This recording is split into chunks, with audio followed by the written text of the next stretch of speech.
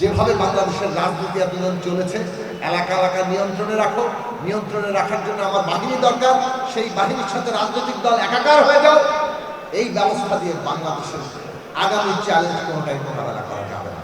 এই যে ফ্যাসিবাদী ব্যবস্থার বদল করে একটা গণতান্ত্রিক ব্যবস্থা কায়েমের প্রশ্ন, এটা যেন কেবল কথার কথা না থাকে, এটা যেন কেবল স্লোগান না থাকে, এটাকে বাস্তবে পরিণত করার প্রশ্ন এবং কর্তব্য আপনাদের সামনে আছে।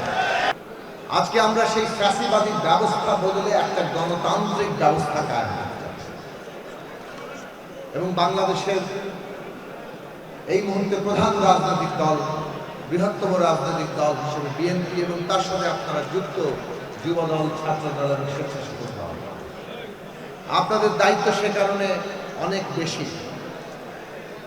এই যে ফ্যাসিবাদী ব্যবস্থার বদল করে একটা গণতান্ত্রিক ব্যবস্থা কায়েমের প্রশ্ন, এটা যেন কেবল কথার কথা না থাকে, এটা যেন কেবল স্লোগান না থাকে, এটাকে বাস্তবে পরিণত করার প্রশ্ন এবং কর্তব্য আপনাদের সামনে আছে। এর অর্থ হচ্ছে যে জুলুমের শিকার আপনারা হয়েছেন, আপনাদের দ্বারা যাতে আর কেউ জুলুমের শিকার না হয়, ওই ওয়াদা আপনাদের করতে হবে। এটা হচ্ছে এক, যদি স্লোগান না করে কর্তব্যকে, বাস্তব কর্তব্যকে সত্যি সত্যি মনে করে। আর দুই, একটা হুঁশিয়ারি দেয়, যুগটা, সময়টা বদলে গেছে, আমাদের জনসংখ্যা, আমাদের তারুণ্য, তার চিন্তার কাঠামোগত বদল ঘটছে। ওই বাস্তবতার সাথে যদি তালও না মেলান, মনে করেন যে আগের মতোই চলবে, এটাও একটু হুঁশিয়ার থেকে, আগের মতো আর জিনিস চলবে না। অতএব পরিবর্তিত বাস্তবতার সাথে এই যুবদল, ছাত্রদল কিংবা স্বেচ্ছাসেবক দল নিজেদেরকে যে পরিমাণে নিজেদেরকে পরিবর্তন করতে পারছে, সেই পরিমাণে আপনারা আগামী দিনের নেতৃত্ব দেওয়ার সক্ষমতা রাখবেন।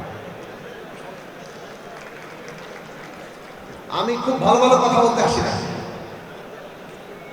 কারণ বাংলাদেশ এমন একটা সন্ধিক্ষণে আছে, হয় আমরা টেক অফ করবো আর না আমরা মুখ থুবড়ে পড়ব। এরকম একটা সন্ধিক্ষণে যখন আমাদের ভোটারদের অর্ধেক তরুণরা, যখন আমাদের সামনের দিনের বাংলাদেশটা কিভাবে তৈরি হবে, প্রায় সিনিয়ররা মেধা দিতে পারেন, তাদের অভিজ্ঞতা দিতে পারেন, কিন্তু গায়ে গতরে যদি বলি রাষ্ট্রটা কে পরিচালনা করবে, কারা গড়ে তুলবে, সেটা এই পুরো জনগোষ্ঠীর উপর নির্ভর করছে। সুতরাং এই সংগঠনগুলো কি ভূমিকা রাখছে, আগামী দিনে বাংলাদেশের গণতান্ত্রিক ব্যবস্থা সত্যিকার অর্থে আমাদের আকাঙ্ক্ষিত জায়গার কাছাকাছি আমরা পাবো কিনা, ওইটা এই তরুণদের উপর নির্ভর করছে এবং যুবদল, ছাত্রদল, স্বেচ্ছাসেবক দলের উপর নির্ভর করছে। এই গুরুত্বের জায়গাটা আমাদের উপলব্ধি করা দরকার। আমাদের তরুণরা রাষ্ট্র থেকে বিচ্ছিন্ন হয়ে পড়েছে, গত 15 বছরে ভোট দিতে পারেনি, তার মানে সে কথা বলার স্বাধীনতা ছিল না। একেবারে আক্ষরিক অর্থে কথা বলার কারণে কতজন যে গুম খুন থেকে শুরু করে রাতের বেলা তুলে নিয়ে গিয়ে বছরের পর বছর জেলখানায় খেটেছেন, সেটা আমরা দেখেছি। এই কথা বারবার স্মরণে রাখছি যে জাতীয়তাবাদী যুবদল, ছাত্রদল এবং স্বেচ্ছাসেবক দল, তাদেরকে আমরা নতুন করে দেখছি না। আপনাদের একটা ইতিহাস আছে, আপনাদের ইতিহাসে যেমন গৌরবের দিক আছে, তেমনি এমন অবস্থাও গেছে যেখানে আপনারা ক্ষমতায় ছিলেন এবং আপনাদের বিরুদ্ধে অনেক স্লোগান উচ্চারিত হয়েছে। কোন উত্তরাধিকার এখন বহন করবেন, আজকে এই পরিবর্তিত বিশেষভাবে অভ্যুত্থান উত্তর বাংলাদেশে, এইটা এই তিন সংগঠনকে ঠিক করতে হবে। এবং আরেকটা জিনিস পরিষ্কার করে এইখানে বলি, যেমন তারেক রহমান আছেন, বিএনপি সিনিয়র নেতৃবৃন্দরা আছেন, বাংলাদেশে অর্থনৈতিক দিক থেকে যে পেট্রোল ক্লায়েন্ট আর বখরাজীবিতার অর্থনৈতিক কাঠামো, যার মধ্যে কোটি কোটি মানুষ, কোটি কোটি তরুণরা এখন পর্যন্ত আছে, তার সাথে রাজনৈতিক দলের যে যোগাযোগ সৃষ্টি হয়েছে, এইটা দিয়ে চাঁদাবাজি বন্ধ করা যায় না, এটা দিয়ে আগামীর বাংলাদেশ আমরা কাঙ্ক্ষিত জায়গায় পৌঁছাতে পারব।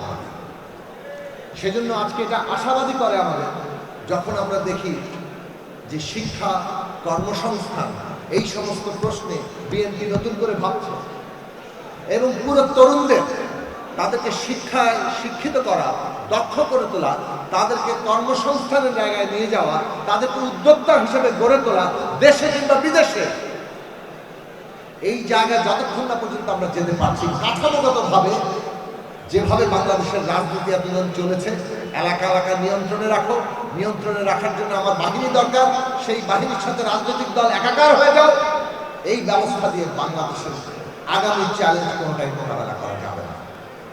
আপনারা নিজেদের প্রস্তুত করেন কিভাবে সত্যিকার অর্থে রাজনৈতিক দল মানে একটা গণতান্ত্রিক ব্যবস্থার অত্যন্ত গুরুত্বপূর্ণ অংশ। আইন, কিতাব, সংবিধান, এমনকি আইনি কাঠামো আমরা তৈরি করতে পারি বটে, কিন্তু রাজনৈতিক দল যদি ওই গণতান্ত্রিক আইনি কাঠামোর জন্য প্রস্তুত না হয়, তাহলে সেই আইনি কাঠামোকে আমরা গণতন্ত্র কায়েম করতে পারবো না। গণতন্ত্র কায়েম করার জন্য সেখানে রাজনৈতিক দলগুলোর প্রস্তুতি, আমাদের তরুণদের প্রস্তুতি, আগামী রাজনীতি বদলে দেওয়ার প্রস্তুতি, সেইটাই বাংলাদেশকে সামনের দিকে নিয়ে যাবে।